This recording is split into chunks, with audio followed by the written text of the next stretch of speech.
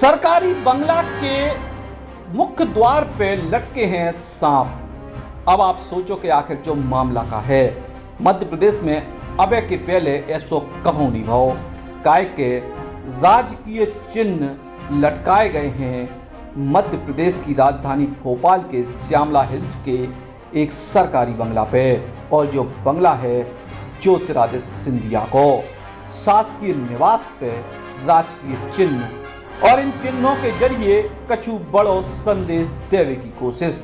दरअसल सिंधिया राजवंश के ध्वज में सर्प की आकृति को निशान हमेशा से चलवाओ और ग्वालियर राज घराने से जुड़ी मुद्राएं हों या फिर अन्य कोनो भी शासकीय चीजें, सब में सर्प के ध्वज की आकृति आपको मिले।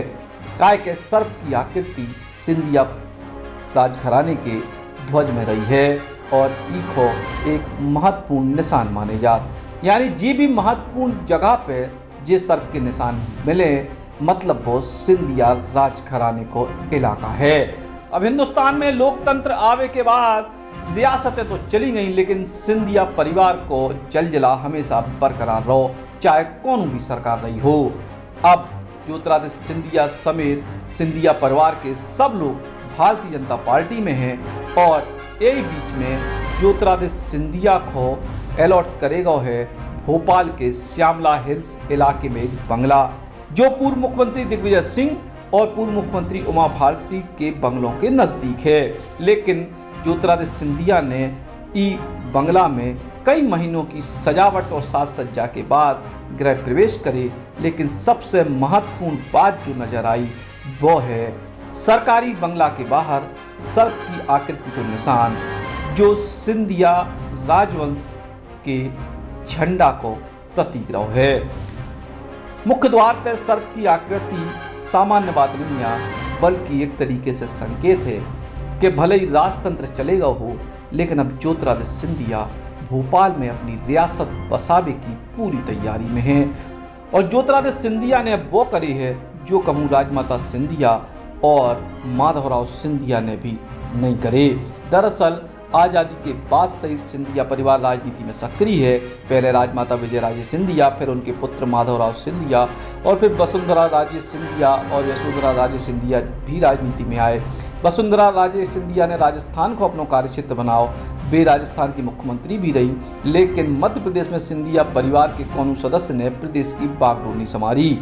एक समय में भोपाल में राजमाता विजयराजे सिंधिया को एक बंगला तालाब के ठीक सामने हो तो, लेकिन वे उनमें कम रुकती। माधवराव सिंधिया ने अपने 3 दशक लंबे राजनीतिक करियर में कभी भोपाल को अपनी राजनीति को केंद्र नहीं बनाओ। वे जब भी रुके कोनो होटल में रुके। ई के संग गई ज्योतिरादित्य सिंधिया ने भी कभी भोपाल में बंगला नहीं लाओ, बल्कि वे होटल या फिर सरकारी गेस्ट हाउस में रुकते। कुल मिला के स्थिति ये है कि अब महाराज की अनदेखी न भारतीय जनता पार्टी कर पाएगी न कांग्रेस कर पाएगी। कांग्रेस के लाने तो मुश्किल और ही ज़्यादा बढ़ गई कैसे कि उनके दुश्मन नंबर 1 महाराज ज्योतिरादित्य सिंधिया अब उन्हीं की छाती पे बैठ गए भोपाल जाके। पिछले 75 साल में जब से सिंधिया परिवार राजनीति में है, कौन में भोपाल में अपना ठिया नहीं बना। अकेले ज्योतिरादित्य सिंधिया ने जो हिम्मत दिखाई, मैंने पार्टी की ज़रूरत समझी और वह हिसाब से अपना फैसला करो। तो अब आप मान के चलो कि प्रदेश की राजनीति में भी सिंधिया परिवार अग्रणीय होके ही सामने आया है, चाहे वो सत्ता पक्ष को हो चाहे विपक्ष को।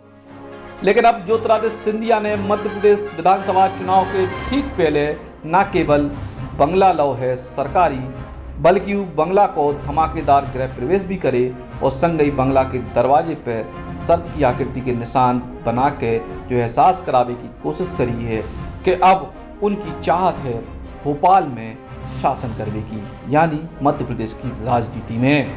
ज्योतिरादित्य सिंधिया को भोपाल में सरकारी बंगला ले वो वह पारंपरिक रूप से सजावो, वहाँ में बड़ो सो दरवाजो बनावो और जो सिंधिया परिवार के राज चिन्ह हैं, सूर्य है, सांप हैं, बिना दरवाजे पे लटकवावे को मतलब आप समझो कि वे नवाबन के शहर भोपाल में नवाब बन के नहीं बल्कि महाराज बन के ही आए हैं और वे भारतीय जनता पार्टी में महाराज के रूप में जैसे कि तैसे स्वीकार कर ले गए जैसे कांग्रेस में वे महाराज थे।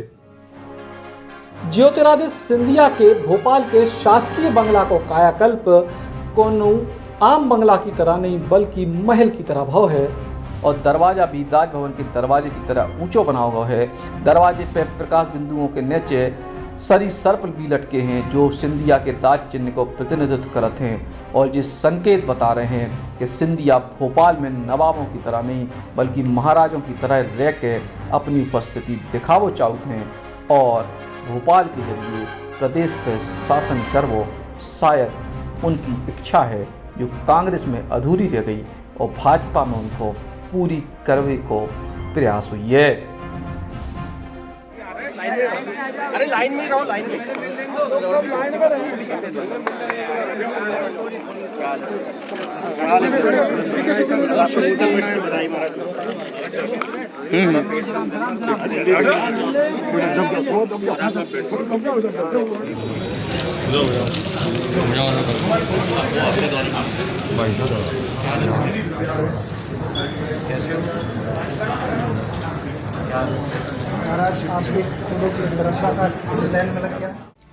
अब एक साल में कीजिए MPPSC की पूरी तैयारी। मध्य प्रदेश के सबसे सफल टीचर लक्ष्मी शरण मिश्रा जी के मार्गदर्शन में ज्वाइन कीजिए MPPSC सुपर 100 बैच। एडमिशन होंगे केवल 6 जून 2022 को। फीस है केवल 36,000 रुपये।